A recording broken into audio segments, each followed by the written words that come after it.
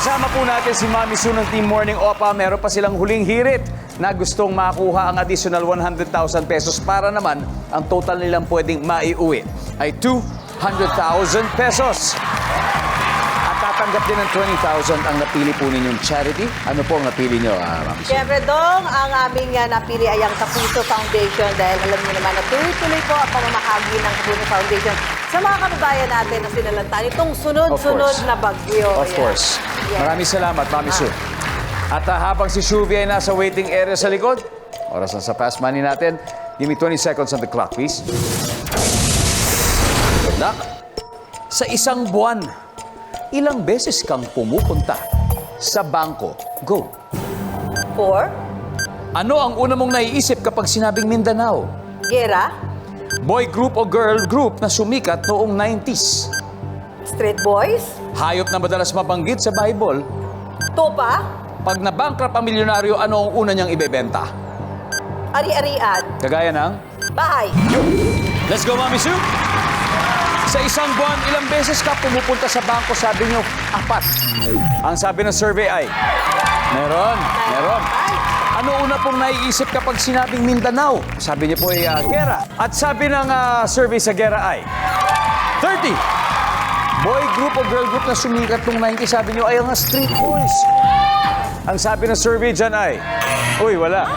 Hayop na madalas mabanggit sa Bible, syempre ang tupa. Nandyan ba ang tupa? Wow!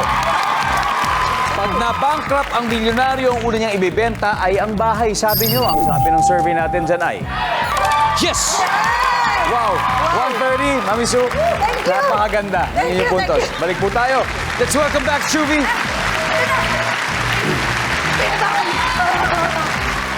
Kamusta? I don't feel any pressure right now. Kailan ka ba nakaramdam ng pressure? Never naman. Mga 2 minutes ago. Wala. Ikaw pa, kayang-kaya mo yan. Konti na lang ang kailangan mo. 30 points. What? Hindi, sorry, 70 points. Kasi si Mami Sue nakakuha ng 130. In-excite lang kita. Ibig sabihin, 70 points. Di ba? Sisiw na lang kay Shuvi. Ito, ngayon, makikita na ng mga manonood ang sagot ni Mami Sue. Dito, ayan na po. Okay, give me 25 seconds. Good luck, Shuvi. Sa isang buwan, ilang beses kang pumupunta sa bangko? Go. Isa. Ano ang una mong naisip pag sinabing Mindanao? Magulo. Isa pa.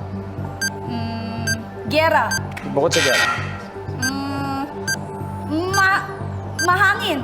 Boy group o girl group na sumikat nung 90s?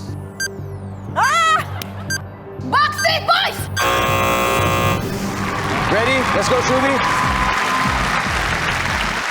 Okay, eto muna tayo. Una mong naiisip kapag sinabing Mindanao, ang sabi mo'y mahangin. Oo, mahangin marami naman talaga. kasing mahangin doon. Ganun ba? Hindi, taga-pulo-pulo. Hindi ko alam ba't ganun yung Hindi bale. Pero I'm sure nakarating ka na ng Mindanao. Di ba sa Taga doon din ako Pulo-Mulok. Ay, doon din. Kala ko sa may Maraming Visayas. pinya. Kala ko Visayas area. So, sa Yung Mindanao. father side ko, Yung ang father side. taga-Mindanao. I see. Yes. Nandyan ba ang mahangin? Whoop, wala. Ay, ang ganda ng score. Ang top answer dito ay Muslim. Hayop na madalas mabanggit sa Bible, Shuvi, hindi na natin naabutan to. So, wala. Ang top answer ay tupa. Siyempre, nakuha ni Mama Sue.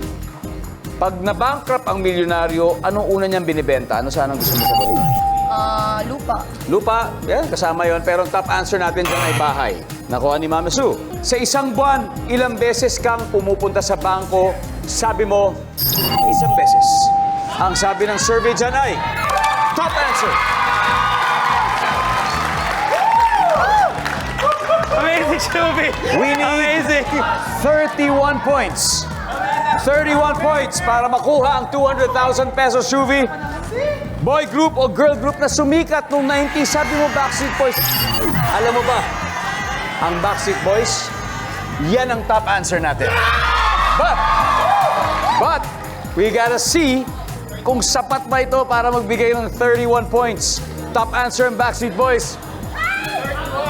Shuvi, ang sabi ng survey sa iyong sagot ay... Let's go!